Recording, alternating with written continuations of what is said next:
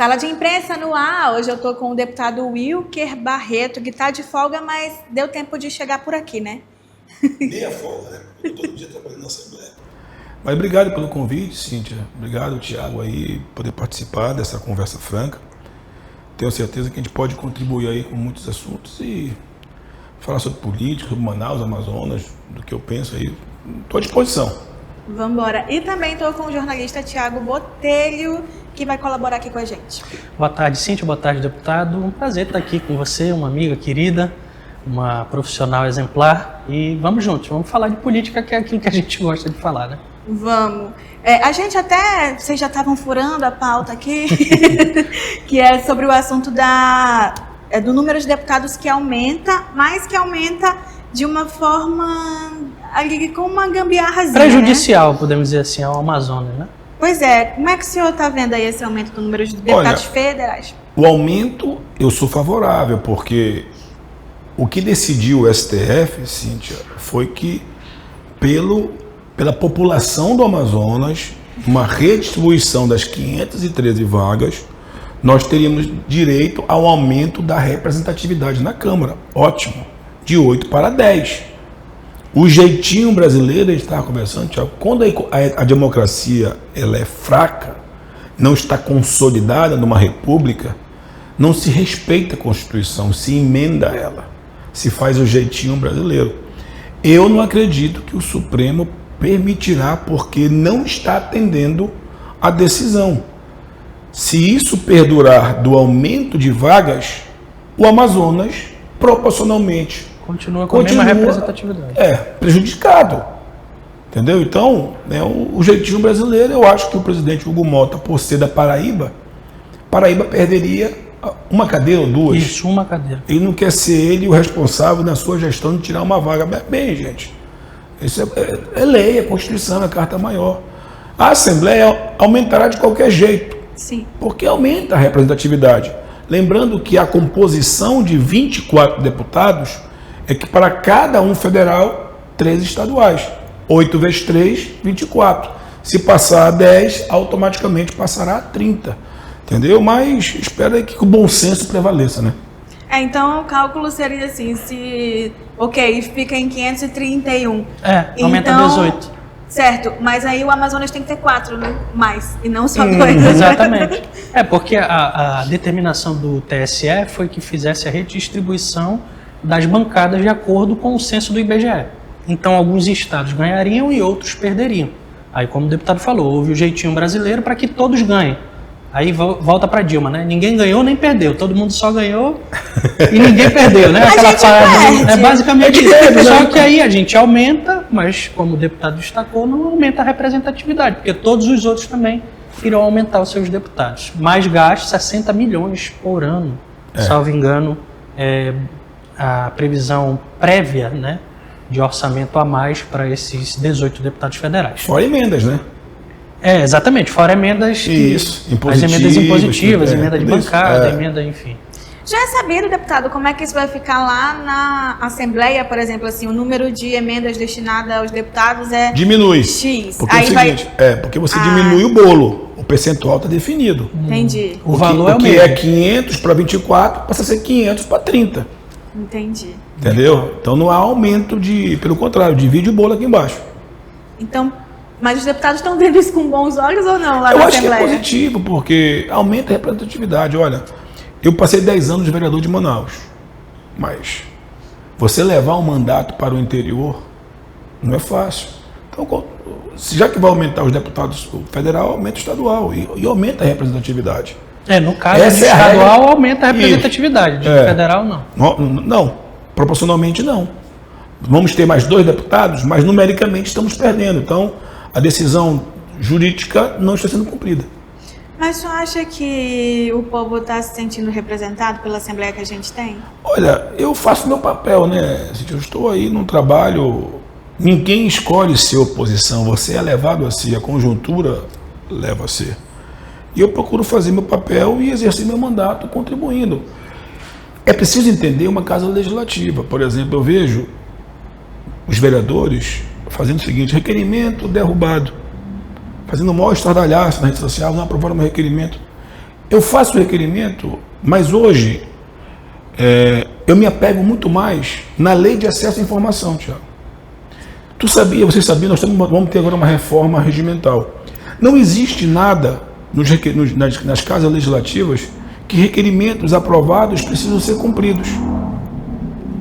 Não existe. Como é que o senhor conta isso agora? Não, eu estou aproveitando o momento da reforma do regime para aprimorar. Por exemplo, quando eu quero uma informação sobre qualquer tema, porque a Lei Federal de Acesso à Informação não é uma lei para parlamentar, é uma lei para o cidadão. Sim. E aí nós usamos muito, inclusive, jornalistas. Perfeitamente, por exemplo. E aí eu quero até aproveitar aqui a audiência. Qual é o rito da Lei Federal? O poder público tem 30 dias. Em 30 dias não respondendo, você aciona um controlador geral do Estado, que tem mais 10. Passado esse período, você pode denunciar isso no Ministério Público. Aí tem sanções cíveis e criminais contra o CPF do gestor. Eu faço o requerimento para ficar constando nos anais da casa. Certo. Mas para mim ter informação hoje, Cíntia, lei federal, lei de acesso à informação. Só que aí uma pergunta me vem à mente aqui, deputado. Isso não colocaria o deputado no mesmo patamar de qualquer outro cidadão? Mas, e aí a pergunta a representatividade que o deputado tem não fica prejudicada? Tem os elementos vamos lá, isso aqui é requerimento. Convocação é uma outra história. Sim. Convocação que precisa eu digo do ponto de vista de informação mesmo. Porque o seu trabalho carece de informação. Mas não tem jeito. Você hoje trabalha com o rito, com a lei. Então eu uso de tudo que a lei me ampara. Para mim poder fiscalizar uma denúncia, primeiro eu preciso levantar as informações. A imprensa tem dificuldade, qualquer cidadão tem dificuldade de ter acesso a conteúdos, licitações, etc. e tal. Às vezes o requerimento do Poder Legislativo é aprovado, certo? Mas não tem nada na letra do regimento que impõe as sanções. Que determine a resposta. O que eu vou aproveitar, se Deus quiser, aqui com a proposta do presidente de reformular o regimento, é o aprimoramento da questão das sanções, principalmente por não cumprimento de informações prestadas pela Assembleia Legislativa. Deputado, eu queria que o senhor me explicasse, como se eu tivesse 5 anos de idade, como é que funciona isso? Porque o senhor faz oposição, ok, a gente entende, mas o parlamentar, ele tem, por definição, o trabalho de fiscalizar. Então, como é que a gente tem deputado ou vereador, enfim, que é da base e que está defendendo? Olha, quando você escolhe a base, você escolhe estar do lado do governo, obviamente. O que eu espero, e aí os meios de comunicação, a informação na palma da mão, é o senso crítico da população. Se você escolhe estar de um lado, você é julgado nas urnas por estar desse lado. Se você voltou, vamos lá, qual foi a renovação da Assembleia? Todo mundo que era governo voltou. Aí eu pergunto, quem é que está errado, é ele ou o povo? Não, ele não está errado, ele voltou, Cíntia. A base do Wilson Lima, que apoiou ele no primeiro mandato, voltaram-se quase todos. Quem é que está errado? Ele está errado? Não. Quem está errado é o povo, que precisa ter o senso crítico. Mas o governador voltou, né? Voltou. Pô, então, eu perderia todas as minhas apostas achando que o Wilson não era reeleito. Preciso me quedar à vontade popular e fazer meu papel. Infelizmente, perdemos o Denilson Chagas, Sim. que fez um trabalho de oposição pesado. Só voltou... Senhor de oposição. Entendeu? E continuo lá, tentando... Eu digo o seguinte, eu procuro ser uma oposição construtiva. Eu não quero que o Wilson erre, não. Eu quero que ele acerte. Se ele me escutasse mais, erraria menos. Não é porque eu sou o supra-sumo, o dono da razão, não. Vamos lá, Cíntia, eu estou representando contra essas organizações sociais que estão assumindo a saúde. Sim. Recentemente eu fiscalizei o 28 de agosto e eu não vi no 28 de agosto o que passa nos comerciais. O padrão Delfina, que para mim é questionável, não está operando lá no 28 de agosto, que é essa OS Agir, que custa 31 milhões de reais todo mês para o povo. Aí querem colocar uma outra agora no Platão Araújo. Platão. 1 bilhão de reais o contrato em 5 anos. 1 bilhão. Se você entrar no Google, que está me assistindo, bota lá, Organizações Sociais da Saúde e Corrupção. E dá o Enter. Então eu não acredito nesse sistema. Sabe por que eu não acredito, Cíntia? Porque quando a secretária foi na Assembleia, na Comissão de Saúde, certo? Em novembro do ano passado, eu falei, traga os números. Eu me quedo aos números.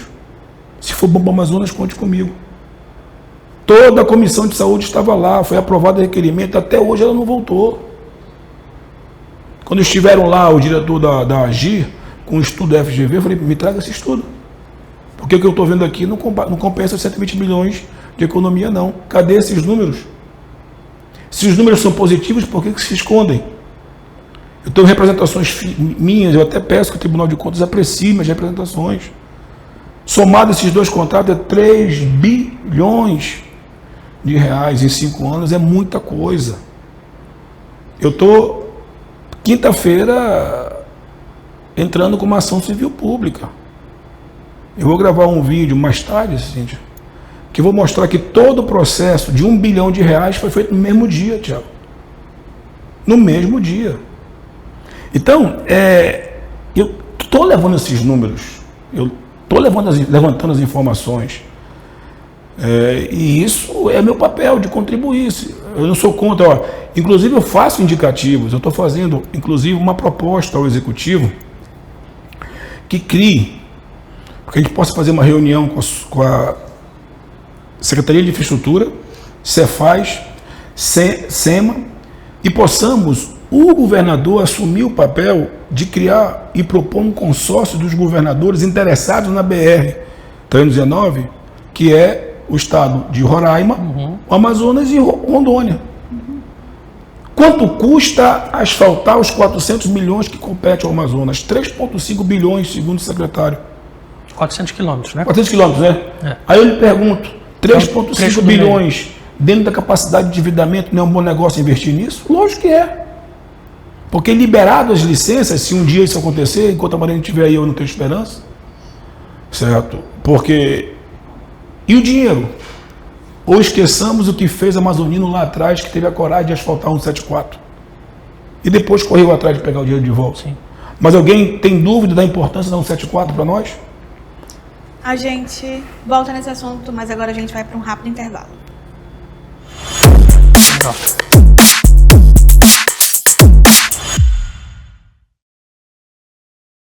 O papo vai esquentar. Dinheiro compra felicidade? Nós estamos aqui no centro de Manaus para falar com o povo e saber, estamos tendo mais hate ou menos date? Quem paga o primeiro date? No caso, eu comecei pagando, mas agora a gente tá rachando. Você emprestaria dinheiro para sua parceira? Não tem problema nenhum, que eu confio nela. Não devemos abrir a mão para tá comprando qualquer besteira que não sirva pra gente, né? Não sou muito mão aberta, né? Eu administro mais um pouco porque dá trabalho pra conseguir, né? Porque se não fosse assim, eu já sou mais estragada, né? Tudo que eu vejo, eu quero comprar e ele não, ele já tenta me segurar. Vocês já brigaram por causa de dinheiro? Já, a gente tem 20 anos junto, não tem como a gente não brigar, né? A briga sempre acontece. Conta em conjunto, é bom ou é ruim? É ruim, tem uma separação, aí você é obrigada a quebrar o vínculo, né? No primeiro encontro, bora ver quem é que atira a primeira pedra. Aquele que convidar é o que paga, né? Convidar eu é que pago, claro, né? Acontece assim, né? Que a mulher termina com a gente, mas só que ela nunca esquece de querer ajuda.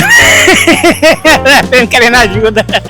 É aquele famoso pixzinho, né? Ah, então com outro, mas ela nunca deixa de pedir ajuda, né? Como se nada tivesse terminado. Tá solteira, tá encalhada, tá em relacionamento. Tá encalhada. Se tiver o primeiro encontro, quem paga é ele. Pago nada, ele tem que pagar. A hora de pagar do primeiro, o resto escorre atrás. Se relacionar com alguém mão de vaca, o que você acha disso? Não vai, mano. Mulher gosta de gastar. De quem tem mulher é só quem pode, homem liso. E você se relacionaria com alguém que recebe menos que você? Sim, compartilhando não tem nada, não tem problema. Metade vai. Agora só não cai só pra mulher não, tem que cair pra homem também. Se você ganhasse na loteria agora, você contaria pro seu parceiro? Não. E me diz, primeiro date, quem que pagou, você ou ele? Se você ganhasse agora na loteria, você contaria pra ele de uma vez ou guardaria segredo por um tempinho? Eu acho que contaria. Quem é mais mão de vaca no relacionamento de vocês? Ai, acho que sou eu. Tranquilo, às vezes é preciso economizar, né? E você, se você recebesse um prêmio na loteria, você contaria direto pra ela ou guardaria segredo por um tempinho? Eu ia guardar um segredo um pouquinho. Um tempinhozinho, depois eu ia falar. Aí, na hora que eu ganhasse, eu ia ficar na minha, e depois eu ia falar pra ela.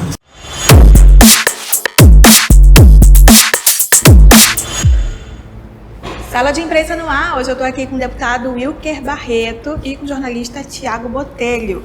Vamos falar um pouco de CPI dos buracos. Foi parar tanto na Assembleia quanto na Câmara. Passa na Assembleia, deputado? Olha, esse assunto do asfalto da Manaus não é de agora. Eu já venho batendo essa tecla há um bom tempo. Inclusive, comprovei inconformidades na apresentação do relatório.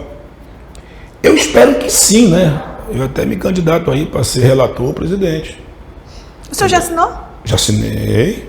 Já assinei. Tem 7 ou é 8? 7 assinaduras. Falta mais uma, Falta uma. Essa uma, só Essa no momento uma tá- ótimo. Cara, eu acho que tudo... Vai ficar para depois do recesso, né? Eu acho que sim. Vamos Sim, lá, já estamos gente. Já tá, né? Vamos A ser Câmara que ainda muito não entrou. franco. Talvez saia por causa do distanciamento político do governo com a prefeitura. É política, infelizmente, a gente sabe que é política. Então a gente tem que... Às vezes, quando eu não consigo ganhar a votação, eu tenho que pelo menos emendar o projeto. Porque no voto eu vou perder, Cíntia. Sim. E a regra do jogo é essa. Só lembrando que o Wilker Barreto é o único de oposição aí, né? Vez ou outra aparece alguém temporário que... Não, por exemplo, é o seguinte, ó, vou dar exemplo, o empréstimo, 3 bilhões. Voto contra, tá? Eu falei, não, eu voto, mas vamos colocar aqui amarradinho, educação, saúde. Sim. Então, eu trabalho desta forma. Você é quase um diplomata aqui. É o seguinte, vai passar. Tens que fazer um treinamento com os vereadores lá da Câmara. Os da vereadores oposição. são muito mais quando se for comparar a Os vereadores- oposição. Ó, vamos fazer o seguinte. A oposição da Câmara é muito barulhenta e pouco propositiva, né? É A verdade que eu é tô essa. falando. Então, para tu brincar com o sistema, tem que estar bem cansado. Tem muita gente querendo lacrar na internet e não sendo resolutivo. Eu estou preocupado com 2 contratozinhos que pode tirar em 5 anos 3 bilhões de reais. Eu acabei de fiscalizar 15 dias atrás, 20 dias atrás, um hospital chamado 28 de agosto, que é a principal porta de entrada, que está consumindo 31 milhões de reais todo mês de reloginho e não está entregando. Então, é essa mesmo. É ao mesmo tempo que eu trabalho com as pautas, querer uma pauta preocupante, que eu estou alertando já o governo, isso veio da Suframa. Os próximos 5 anos são decisivos para a manutenção do polo. Por quê, Tiago? Porque está cada vez ficando escasso terreno no distrito industrial. Nós temos um polo industrial de Manaus que é o nosso carro-chefe. É o nosso carro-chefe. E quem diverge disso não conhece nada de economia. Só uma matriz econômica substitui a nossa em receita. Mas de forma direta e indireta, a geração de emprego não é a mesma coisa, que é matriz mineral. O potássio é importante, a exploração mineral sustentável é importante, mas ela não substitui a geração de empregos diretos e indiretos que gera no Zona Franca de Manaus. Sabe qual é a nossa alternativa? Expansão da Zona Franca, que já é, por lei, a direção do Rio Preto da Erva. Que nós abatemos na Reserva Duque, lá na Zona Leste, e Manaus só cresce na direção ali do Tarumã, na direção da Barreira. Sim.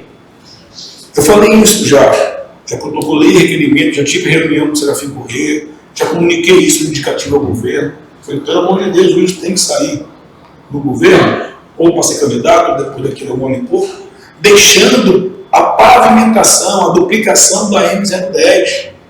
Manaus, Zona Franca, ou vai na direção de Presidente Figueiredo, ou na direção de Rio Preto da Erva.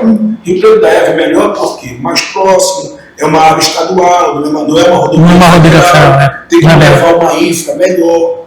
Isso é uma questão de gargalo estruturante, que eu estou comunicando isso na comissão, de presidente da Comissão de Indústria e Comércio Zona Franca. Certo? Eu não fico só naquela... Eu estou tentando enxergar e tentando ajudar. Certo? São gargalos econômicos que isso vai impactar na geração de emprego. O que adianta nós termos 48 anos ainda de Zona Franca no papel juridicamente, se daqui a pouco vamos sofrer uma especulação imobiliária por terreno? Sim. Interessante. Não tinha nunca parado para Isso pensar nisso. aí já está comunicado ao governo, já oficializei, estou batendo na tecla, estou chamando isso. Todo mundo quer falar BR-319, legal, mas quanto custa? E Câmara Municipal, tu acha que deve passar por lá? Não, difícil. Na Câmara é rolo compressor, né? Como a gente fala na imprensa, né? A base do prefeito é maioria absoluta. Não acho que a CPI vá conseguir 14 assinaturas. Não vejo hoje. Hoje, nas votações da Câmara, a gente vê 10 vereadores ali em algum momento divergindo da prefeitura. Que eu acho que se faltaria mais 4 na Assembleia, é uma declaração de guerra, certo? Sim. O governo tem votos lá na Câmara, que hoje estão votando com o prefeito. Então, Wilker, agora que você trouxe A bancada isso... da União Brasil é pró-Davi na Câmara. Mas uma hora o partido chama, né? Olha eu aqui botando... Então, eu vejo você eu vi você na Câmara, mas hoje eu vejo você na Assembleia e você tem embates assim acalorados com Daniel Almeida, é sempre divertido ver. Mas eu também vi você no palanque do Omar Aziz, onde também estava Davi Almeida e tudo mais. Olha, tem alguma chance de caminhar junto minha aí? Opinião, eu consigo. Eu até botei no post o seguinte: eu sou de direita, mas eu sou de direita não por causa de 2018. Eu fiz economia na UFAM, eu estudei o comunismo, faz parte da literatura da economia. Sim. Isso não dá certo, né? Eu sempre fui capitalista, vocação, eu nunca votei na esquerda. Respeito meus colegas que são de esquerda, mas para mim a esquerda é utópica. Eu não tenho dúvida que o próximo presidente da República será um presidente de direita. E eu também botei na postagem hoje lá o seguinte: olha, dos 4 nomes, fizemos uma enquete: Tarcísio, Zema, Ratinho e o de Goiás, que é o Ronaldo. Ronaldo Caiado. E olha, preferencialmente, eu sou Tarcísio porque eu gosto do perfil dele, técnico, operacional. Mas eu acho que ele pode ter uma situação de não largar São Paulo. Aí eu até falei, qualquer um dos outros 3 nomes para mim são exemplos que o Brasil pode caminhar. Eu gosto da forma do Zema, do Ratinho, certo, do Ronaldo. Então, só que eu consigo diferenciar os projetos nacionais do local. Quer ver um exemplo maior? Eu apoiei o Eduardo Braga em 2022.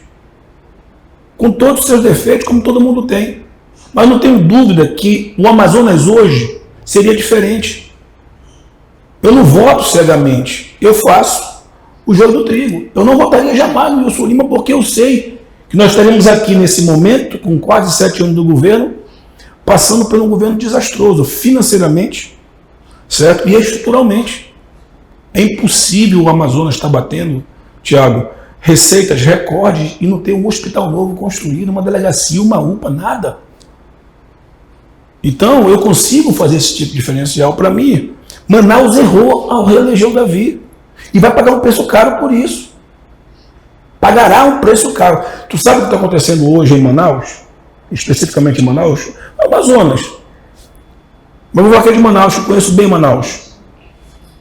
Quando chega a eleição, fica aquele frisson, muito dinheiro circulando, o povo vende essa consciência para depois querer cobrar direito. Está aí as consequências. Manaus teve a oportunidade de votar. Eu fui candidato a prefeito, Cíntia. Inclusive, parabenizar a tua atitude de fazer os debates. Eu fui o único deputado que uma emissora entrou na justiça para mim não participar na pré-campanha, que foi o caso da Band.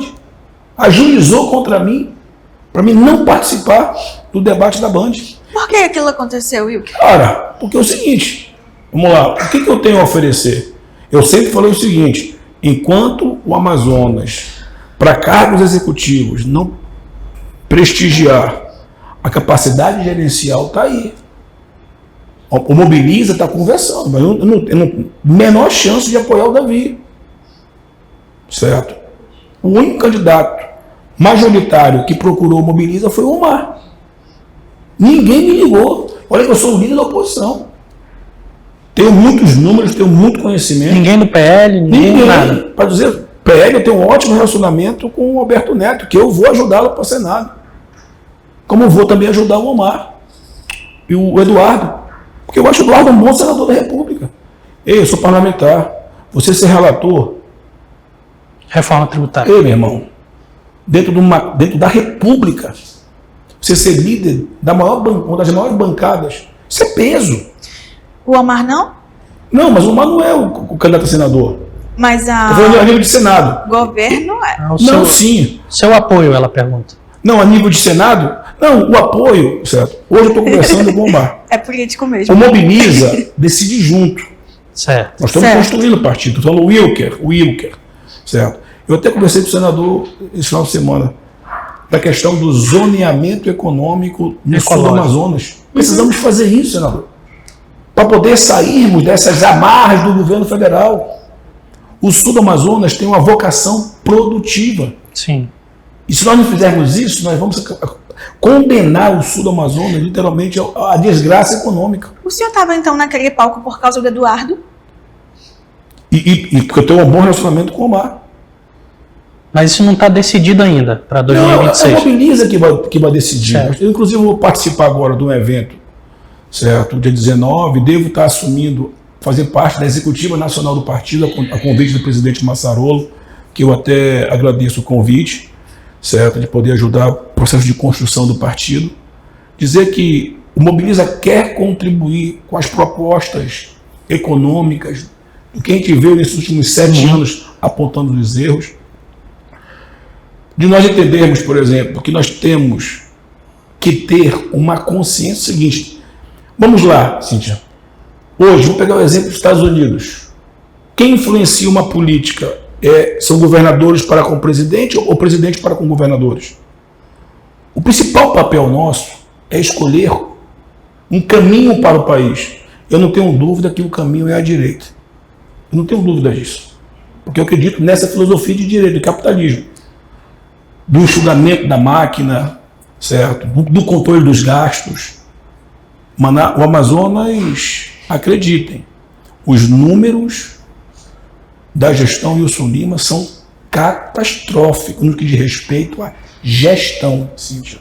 O Amazonas arrecada bem, mas quando você ganha muito e não tem controle do cartão de crédito, as suas finanças pessoais vão para o ralo. O problema do Amazonas hoje é como se gasta o dinheiro. Certo? E é inegável, se nós pegarmos a história política do Amazonas, certo? Dos seus altos e baixos. Nós temos que avaliar a capacidade gerencial, porque eu vou falar aqui um número aqui. O Wilson entregará a saúde com os 4 bilhões negativos de dívida de contratos não pagos, tá? Eu estou falando, Cíntia, só da saúde. Só da saúde. O Wilker falou que entende que nacionalmente a gente vai Caminhar virar à pra direita. direita. No estado do Amazonas deve ser assim também? Eu preciso ir para o intervalo, mas aí você fica com essa resposta. A gente vai para o rápido intervalo e já volta.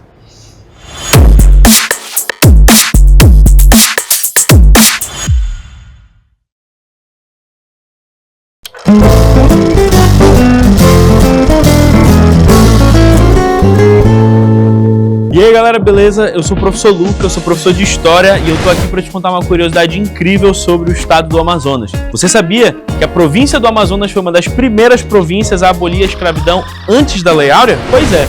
Em 1884, estava acontecendo uma série de discussões políticas sobre o processo abolicionista na nossa região. É válido reforçar que a presença africana na nossa região ela existe desde o período colonial, só que a mão de obra nunca foi tão utilizada por causa dos processos extrativistas na região e da especificidade que exigia esse processo extrativista. Então, no século XIX, com o período da borracha e a mão de obra nordestina, nós temos uma necessidade ainda menor da mão de obra escravizada africana. Então as discussões políticas se amplificam em torno da abolição. As elites locais começam a financiar propostas abolicionistas, clubes abolicionistas, para que o processo seja realizado com apoio popular. Então, no dia 24 de maio de 1884, o presidente Teodoreto Souto aprova a primeira medida abolicionista na região, que é a proibição da escravidão africana em Manaus. No dia 10 de julho de 1884, nós temos a abolição total na província do Amazonas,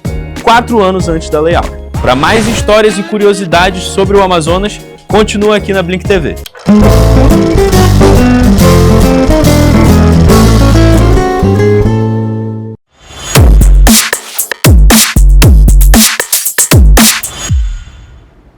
Sala de imprensa de volta. Hoje eu estou com o deputado Wilker Barreto e com o jornalista Tiago Botelho. Tiago, O Wilker deixou aí a provocação de que o Brasil vira à direita na próxima eleição. E o Amazonas também? Eu acho que depende de uma conjuntura, né? Ih, resposta de político, hein? Pois é, mas é porque é verdade. É porque hoje nós temos claramente 2 pré-candidatos ao governo do Amazonas, o senador Omar Aziz e a empresária Maria do Carmo Cefaí. Sim. Só que o que acontece? A grande massa da força política do Estado já declarou apoio ao Omar Aziz. A Maria do Carmo segue fazendo uma carreira solo ali, com o apoio do ex-senador e ex-prefeito de Manaus, Alfredo Nascimento, e tem a força do bolsonarismo da capital. A minha análise... Apareceu com o próprio Bolsonaro também. Com a Michelle, enfim. Você até replicou aqui na Blink TV uma pesquisa que eu dei em primeira mão, uma pesquisa interna, em que a Maria do Carmo subiu 10 pontos em um mês, né? Começou a aparecer do lado do Bolsonaro, da Michelle. Manaus deu a ela esse crescimento na capital de 10 pontos. Saiu de 18 para 28 em um mês, aí uma pesquisa interna que eu tive acesso e não publicado, né? Pois bem, eu acredito que ela vai muito bem em Manaus, né? Ela larga muito na frente do senador Omar Aziz em Manaus, se de fato esse for o cenário para 2026. Só que tem o interior, né? Tem o interior e tem um problema crasso da direita, que é o fogo interno, né? O fogo amigo. A direita tem essa característica ruim. Ela aprendeu com o PT daqui, né? Pois é, enfim, a direita tem esse poder de autodestruição. Então eu acho que depende muito, primeiro, o governador Wilson sai para ser candidato a senador? Isso é um ponto. Ele fica no governo, ele apoia o projeto da direita, já que ele está se aproximando dos líderes da direita nacional, é muito amigo do Eduardo Bolsonaro, esteve no ato por anistia dos presos de 8 de janeiro, recentemente na Avenida Paulista. Tudo isso faz grande diferença. Se a empresária Maria do Carmo conseguir formar um grupo, ter aliados, ter, por exemplo, o governador Wilson Lima, nesse seu projeto indicando um vice ou fazendo uma chapa que compõe ali com um grupo aliado dele, eu acredito que é possível. Se ela caminhar em carreira solo, não vejo que consiga viabilizar uma vitória no Amazonas por conta do interior do estado. Wilker, para você eu deixo as perguntas mais fáceis. O Davi vem para o governo? Cara, eu acho que o Davi não é confiável, né? Vamos fazer uma análise política aqui? Gostei da resposta. Vamos fazer uma análise política aqui? Sabe, se você fosse o Omar, né? Polêmica, eu vou fazer o seguinte, vamos lá. Fazer aqui uma reflexão. 2020 eu disputei a eleição como vice amazoniano. Sim. Quem apoiou, todo mundo sabe, nós estamos fazendo política, só o povo que não soube, só soube depois das urnas. Que o apoiador principal do Davi foi o Wilson Lima dos bastidores. Então, só não apareceu. Isso é história.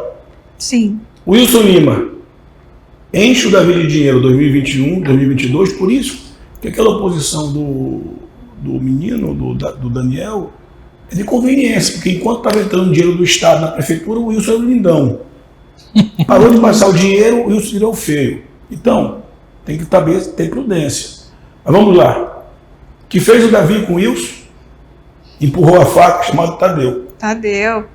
Está lá até hoje incomodando. Perfeitamente. Então, todas as reuniões do Davi, certo, que ele faz com o Omar, ele não diz abertamente. Ele não verbaliza, não verbaliza. Irmão. E tem outro ponto, ele se elegeu com o Wilson, né? E logo depois foi abraçar aqueles que eram opositores do Wilson. Perfeito. Então, Eduardo e Omar. Mas essa faquinha aí que o Davi faquinha coloca não, facão, né? Coloca no... Aí é você que está dizendo. Coloca no Wilson, ela pode se virar contra o Davi, não? Não. Ela não pode se aliar ao governador? É o seguinte, olha, eu já conversei, eu falei com o Tadeu, olha, nada contra ti, mas convenhamos, né? Uma questão de coerência. Não tenho nada de pessoal contra o Wilson. Uhum. Até ele como pessoa não é uma má pessoa. Mas Canta eu tenho bem, tudo, né, contra ele como governador, seus atos administrativos, suas tomadas de decisões. Mas convenhamos, né? Só fazer uma leitura política. O Wilson está engessado hoje porque o vice não é dele. Certo, mas eu digo assim, E o Tadeu, na minha opinião, ele não demonstra que tem projeto de poder pessoal. A grande dúvida o Wilson renuncia, no dia seguinte o Davi vai despachar na compensa? Lá no Palácio? Vai. Então, essas grandes questões de como é que eu posso fazer parte e conversar. O senhor falou que o Wilson é uma boa pessoa, o Davi é também? Cara, bicho, entre pessoas E olha que eu falei com o Wilson 2 vezes, mas pelo comportamento do que eu escuto, o Wilson é mais decente do que o Davi. Mas o Davi é cristão. Eu tenho um maior medo daqueles que não temem a Deus. Porque você usar o nome dele em vão, certo? Você pode enganar os homens, mas lá em cima não engana não. Entendeu? Então, eu digo o seguinte, minha opinião, eu acho que o Davi tem um projeto de sede de poder, não jogou limpo com Manaus, Em que sentido, deputado? Hã? Em que sentido? Porque ele fala assim, olha, eu quero dizer que eu vou para a reeleição, mas eu sou candidato a governador. Sim. Tinha que jogar limpo com Manaus. Não jogou limpo com Manaus. Manaus tem sua parcela de culpa, porque não teve só a mim de candidato, teve outros nomes. E aí quando eu chego lá, às vezes nas reuniões em Manaus, o transporte coletivo aguenta mais 3 anos e meio. A gente tenta fiscalizar, vamos fazer a nossa parte, mas o povo é soberano. É que nem meu caso, como é que eu posso fazer qualquer tipo de aproximação com o PL, com o Wilson Lima lá dentro? E nós sabemos, Thiago, que o Wilson Lima faz parte desse projeto aí do PL. E ficou muito claro agora no último final de semana. Com o Fredo lá em Coreia. Assim, A gente sabe, o povo aqui, o Thiago, bem informado, assim também, a gente sabe das movimentações políticas de bastidores. Certo? Não me assusta do Wilson ficar no governo, de dobrar ali dentro de um projeto. Agora, Thiago, você Mas isso falou... não afasta, né? Totalmente. Sim, entendi. É que você falou sobre a direita ter essa característica de ter um pouco de desunião ali. E a gente vê, né, o capitão Alberto Neto, Salazar, vereador Salazar, vereador Rossi e deputado Péricles. Carpê, vez ou outra, nem sempre ele está no grupo, mas... Sim. Enfim. E a gente vê esse grupo se rebelando ali contra Alfredo Nascimento e tal e tal. Mas, qual é a chance desse grupo, direita, Sim. abraçar o Omar Aziz? Não abraça. Acho, não oficialmente, tá? Por detrás dos panos, por debaixo do tapete, tudo é possível, a gente não sabe o que acontece de fato nos bastidores. Oficialmente, eu acho pouco provável. Pouco provável porque ainda há o resquício do que o Omar foi para o Bolsonaro durante a CPI da pandemia do Senado. Para a população da Exatamente. Para o bolsonarismo.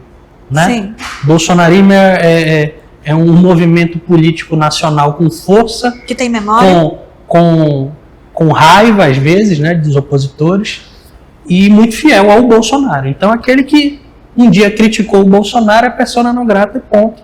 Acabou. E o Omar faz parte desse rol aí de pessoas que o bolsonarismo não aceita. Então, oficialmente eu não vejo o grupo, a bancada da bala, né, como convencionou chamar aí esses deputados alinhados ao deputado federal capitão Alberto Neto, apanhando o Omar. Mas eu vejo uma dificuldade deles abraçarem projetos capitaneados pelo Alfredo Nascimento, que é o presidente estadual do partido. Por quê? Porque o Alfredo está lá porque sempre esteve. O Alfredo é fundador do PL. É amigo pessoal do Valdemar Já Costa foi presidente Neto. nacional do partido e Exatamente. Quando o Valdemar foi preso, o Alfredo presidiu o partido. Quando o Valdemar foi solto, ele devolveu o partido ao Valdemar. Isso é coisa que poucas pessoas fariam, de fato, é uma realidade. Então o Alfredo vai permanecer lá, trabalhando para os seus interesses, né? Não entendendo muito bem como é que funciona essa dinâmica do bolsonarismo, da direita. Eu vejo até ele se esforçando, sabe, Cíntia? Para tentar uma comunicação mais aproximada desse grupo. Mas ele é o Alfredo, que a gente conhece, ex-ministro do governo Dilma e do governo Lula, aliado da esquerda tradicional, enfim. E isso gera um ruído interno. Então hoje o PL é o seguinte, tem o pessoal do Alfredo e tem o pessoal do Alberto. Eu inclusive trouxe hoje na minha coluna de opinião que houve um pedido oficial do Bolsonaro ao Alberto que entregue um deputado federal para o PL. Ele encarregou o Alberto de ter esse deputado federal e não o Alfredo. Porque ele quer alguém na Câmara, que o Alberto vai ser candidato a senador. Ele deixou bem claro o Bolsonaro na última manifestação que o objetivo dele é o parlamento, né? Exato. Senadores e deputados. Então ele pediu ao Alberto para fazer um sucessor. E esse sucessor natural, na minha opinião, é o Salazar. Uma força nacional. Eu não acredito que vai ter esse fla-flu muito forte, como foi em 2022, de esquerda e direita, porque o Lula já não chega mais competitivo. Então, naturalmente, a direita é o atrativo. vai ter muita gente, na minha opinião, indo na direção da centro-direita, certo? Em função dessa fragilidade de competitividade do atual presidente. Lembrando, isso é histórico. Economia sempre derrubou governos. E o Lula, infelizmente, não tem mais tempo para fazer as medidas antipáticas de choque de gestão para equilibrar as finanças. Inclusive, está todo mundo dizendo que o Brasil quebrará, certo? Se nada for feito em 2027. Sim. Porque a máquina pública está muito maior as suas despesas da sua capacidade de receita. E não existe almoço grátis, certo? É mais ou menos guardadas as devidas proporções aqui no governo do estado do Amazonas. Arrecadando muito, gastando pessimamente. Então, não tem como. O seu equilíbrio financeiro é em função da sua capacidade gerencial, que no Amazonas não tem. Infelizmente, como é que eu posso dizer o reflexo disso? Números, saúde caótica, segurança pública terrível. Nós estamos em último lugar no IDEB. O Amazonas está em 27º no IDEB. Certo? Nós estamos no fundo do poço. Mas se você pegar o orçamento, nós estamos batendo 5 bilhões, 25% obrigatório, 26% do ICMS. Geralmente, vamos lá, eu gosto de fazer uma linguagem muito simples. Quando um pai e uma mãe começam a ganhar mais, a qualidade de vida da família não tende a melhorar? Sim. É natural. Certo. Mas quando o pai e a mãe perdem o controle, um é viciado em jogo, o outro é dependente químico, Deus o livre. Para onde vai esses recursos? Para coisas erradas. O que está acontecendo hoje no Amazonas é isso. É que não tem mais planejamento. A Cefaz só tem capacidade de vislumbrar a receita. A Secretaria de Planejamento, que é a SEDECT do Serafim Correia, tem 200 atribuições. Não tem mais mão de obra para acompanhar o planejamento, a execução orçamentária. É por isso que nós estamos hoje com a saúde, segurança, certo? E um Estado rico que nem o nosso, dependendo 100% de empréstimo. Isso é grave, uma hora a conta chega. O que a gente viu, o que a gente está vendo acontecer com Lula é um congresso muito grande e o poder executivo diminuindo, né? Teve um momento na gestão do Wilson Lima em que a gente viu isso também acontecer, quando o presidente era Josué Neto. Isso falava em Narnia e tudo isso. Áureos tempos, você estava lá. Então, há esse risco, o poder executivo, o poder legislativo, quando ele cresce tanto assim, ele passa realmente a dominar. Isso pode acontecer aqui também, porque a gente tem hoje uma relação boa entre o legislativo e o executivo. Você sabe bem que você que briga para que tenha alguma... Não acredito. Eu acho que Não chega a esse ponto. Eu acho que o sentimento lá na Assembleia hoje é do que pensa o governador. Se ele sai, o vice, ele é antagônico a todo o grupo do Wilson. Sim. Não deu tempo. Eu acho que ambos erraram. O Wilson perdeu meses e anos decisivos para tentar desmamar o Tadeu do Davi. Perdeu. Pelo contrário, as animosidades foram até aumentando. Sim, é verdade. E o Tadeu não tomou omeprazol o suficiente para suportar o que é ser vice. Porque, olha, ser vice é para poucos. Você aguentar o serviço é para poucos.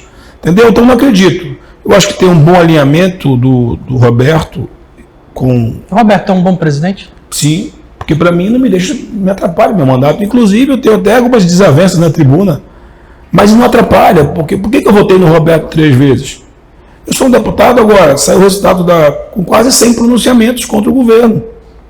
80% na direção, certo? Eu não tive nenhum cerceamento. Eu viajo para o interior com o avião da Assembleia disponibilizado para fiscalizar o hospital, como eu fiz na UPA de Tabatinga. E o presidente, em nenhum momento, cerceia o meu mandato. Então, qual é o papel de um presidente que eu já fui? Permitir que os seus pares tenham a condição mínima de trabalhar. Então, como eu não tive nenhum cerceamento, tenho um bom relacionamento pessoal com ele, eu convivo de forma muito madura com o contraditório. Certo? Então, eu abro mão dos meus posicionamentos. Então, certo? Eu não tenho como, se eu conversar com com o governador meia hora, na oportunidade eu vou dizer assim, ó, se eu puder contribuir, pô, eu tenho formação acadêmica para isso, tenho experiência para isso, certo? Estou nessa vida pública há um bom tempo. Eu estou há 7 anos na oposição.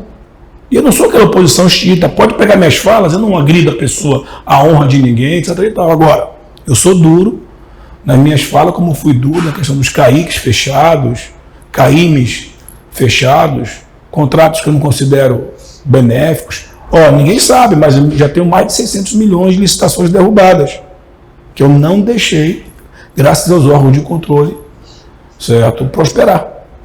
Beleza, a gente precisa ir pro top e flop da semana. O senhor já tem top e flop? Tem muitos, né? Depende de qualquer área que tu puxar.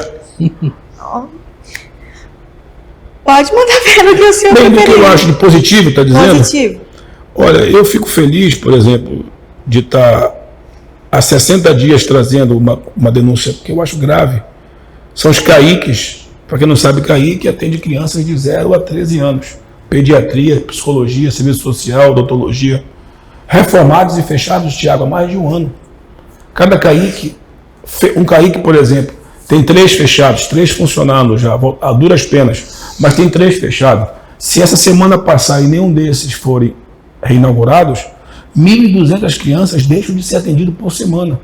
Então, um lado positivo, quando eu faço as minhas cobranças, as coisas acontecem, como o CAIM lá da Zona Sul, certo? Que atende 70 mil idosos por ano, estava fechado e reformado, certo? E não estava funcionando porque não estava equipado. Aí até eu falo, legal, para quando eles querem ser eficientes, ou melhor, aos seus interesses, eles fazem uma licitação de R$1 bilhão, tudo em um dia. Mas para equipar um CAIM, que é aquele que atende idosos, passa meses, entendeu? E a forma negativa, contribuindo como deputado, de trazer essa pauta da Zona Franca para dentro da Assembleia, trazer essa pauta com números da BR, não só eu quero a BR, tudo bem, como viabilizar isso? Por exemplo, aprovamos uma lei agora, Tiago, que obriga dentro do governo do Estado a prática do ESG, lei estadual, a Assembleia Legislativa da vanguarda. Para quem não sabe, a ESG é o novo conceito de governança ambiental, social, já implementado hoje em várias empresas do mundo. Sim. Certo? Agora, inclusive, a Suframa, num grande avanço lá no Braço pro Bosco, com a CIEAN, estão implementando isso dentro do distrito. E por que as empresas que prestam serviço para o Estado não podem ter práticas de governanças ambientais? Isso é uma lei de minha autoria, que foi aprovada agora, antes do recesso, que eu espero que o governo estadual regulamente isso e traga para dentro. Isso é compliance, né? Um compliance de forma social, para dentro da sua gestão. Forma negativa, infelizmente, posso falar especificamente, para não abrir muito leque, sobre a saúde que se encontra. Certo? Esse câncer que se instalou no Amazonas e pode virar brevemente uma metástase que se chama Organização Social da Saúde. São contratos que passam da bagatela de R$1 bilhão, R$2 bilhões, serviços que claramente, na minha opinião, não estão sendo prestados. Eu tenho tudo isso que eu estou falando, está documentado, estou colocando o relatório à disposição dos meus pares na Comissão de Saúde, onde eu sou membro titular. Estou com lutas, eu tenho uma reunião agora, semana que vem, não vou poder estar presente, mas a minha equipe está, nós estamos lutando junto à SEDUC, com a comissão de alunos e professores da recuperação da escola do Colégio Estadual. Patrimônio histórico, cultural, da educação, mais de 100 anos, olha como é que está o prédio hoje, a fachada, o mato tomando conta do Colégio Estadual, um colégio centenário. Então, nós estamos mediando isso lá junto ao MP. É positivo para mim, como deputado, poder estar mediando, mas aqui embaixo é triste saber que aquele patrimônio continua nessa situação, entendeu? Então, eu espero poder contribuir, o mandato está de portas abertas, muitas das denúncias que eu recebo, parte da sociedade, vem da sociedade, demandas. Vou botar um fato aqui, que eu denunciei lá atrás, o ex-secretário Anuar. Tu lembra aqueles transplantes renais? Lembro. Foi antes da pandemia. Contrato milionário. Uma pessoa de dentro da OS, indignada, foi lá comigo levar todo o dossiê. Só tive o trabalho de organizar tudo, comprovar que realmente o contrato já vinha sendo pago e os transplantes não eram realizados. O ex-secretário vai ter que devolver, está em fase de recurso, 10 milhões lá no TCE. Nossa. Uma outra denúncia que estamos assistindo aqui, pagamentos para a OS cheio, sem descontar os serviços prestados do laboratório reunido no 28 de agosto. Está gravado lá, o seu secretário Heleno. Eu falei, Cinta, nós estamos sobrando dinheiro assim para ficar pagando 6 meses na frente de serviços, com terceirizados e vigilantes. Essa semana nós vamos ter uma reunião na Controladoria do Estado, porque 600 vigilantes estão sem receber, Thiago, há mais de 10 meses, dos SPAs. As receitas do Amazonas entrando aqui, cadê a governança aqui? Cadê a gestão? Então esse é o nosso mandato. Nosso mandato diário, cotidiano. Posso ir para o top e flop aqui? Vamos. Então, bora. Você tem top? Então... Pode vir com o seu top. É porque o top é mais difícil, né? Tá bom. Você quer que eu vá? Não, vai. Tá bom. Vai você. Ó, top. O governo foi em Lábrea e teve aquela fala do Alfredo Nascimento, né? Que é o presidente do PL, em favor ali do governador Wilson Lima, mas o que eles foram fazer lá tem uma série de agenda positiva. Então, anunciou obras em asfalto, teve inauguração de parque, tudo isso. Então, essa agenda positiva a gente trata como flop, como top. Flop é outro do interior, Apuí, que é onde, sul ali do Amazonas, que, enfim, de onde Cuba se vira a fumaça que chega em Manaus mais ou menos ali em setembro. Começou a se falar em Apuí por agora, a gente está em julho já. Então, acredito que em setembro a gente vai ter novamente a cidade cheia de fumaça, porque agora é que Apuí foi uma preocupação. E aí, tanto do governo do Amazonas quanto do governo federal, que também poderia colaborar ali, teve até a intervenção da Marina Silva, ministra, porque teve um pedido de ajuda do governo do Amazonas, mas fala-se também, né, que o problema não vem só do Amazonas, essa fumaça vem de outros estados vizinhos ali. Então, também o governo federal podia estar atuando nesses estados vizinhos e a gente não está vendo nenhuma ação nesse sentido, ou seja, daqui a pouquinho, cidade cheia de fumaça mais uma vez. Eu vou fazer uma propaganda aqui do blog do Botelho. Manda ver.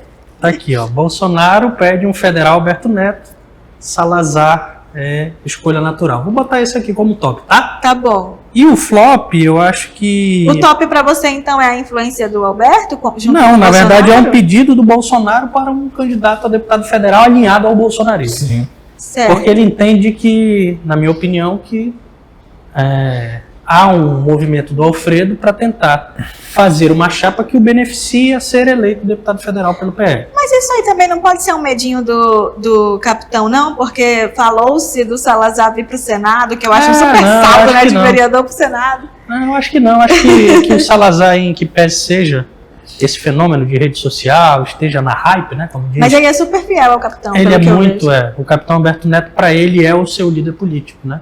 Então, eu não vejo esse problema, essa possibilidade dele ser candidato a senador. Acho que não é muito, não faz sentido, na minha opinião. Ele é o Tadeu do Davi, né? Basicamente isso. Ele é o Tadeu do Alberto Neto. E o flop, eu poderia trazer aquela situação que aconteceu com a filha do Roberto Justo, né? Triste. Sim, Léo Dias, pode trazer. Léo Dias. Então vamos lá. Não, é porque isso ganhou a mídia, né? Sim, ontem, verdade. Hoje, muita gente falando sobre um professor da Universidade Federal do Rio de Janeiro que fez um comentário numa foto de uma criança que estava com uma bolsa de luxo, e aí ele disse que a criança merecia uma guilhotina.